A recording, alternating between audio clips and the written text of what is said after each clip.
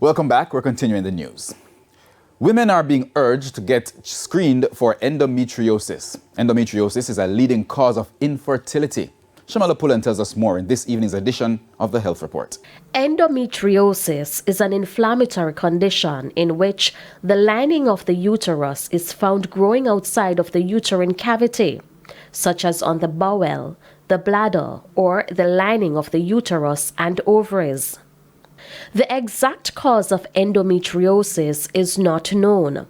However, the condition is quite common. So globally, endometriosis affects approximately 10% of women in the reproductive age group. For women who present with infertility, about 50% have been found to have endometriosis. For women who present with chronic pelvic pain, about 70% have been found to have endometriosis.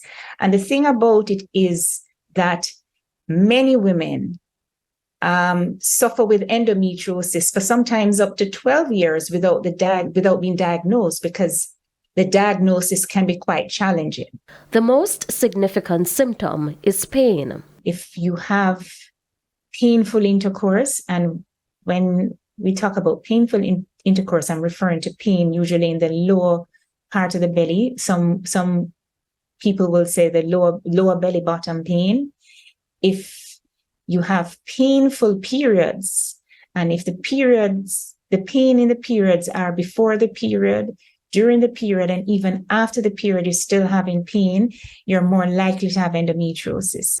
Endometriosis is a leading cause of infertility. Dr. Gibson says persons who have endometriosis oftentimes get depressed and suffer from anxiety. There is no definitive cure for endometriosis, but the condition can be managed medically or surgically to make the situation less uncomfortable. You'd want to go in laparoscopically and try to remove any endometriotic deposits that can be safely removed. And if there is any scar tissue or adhesions, you'd want to break down these adhesions to help with pain relief.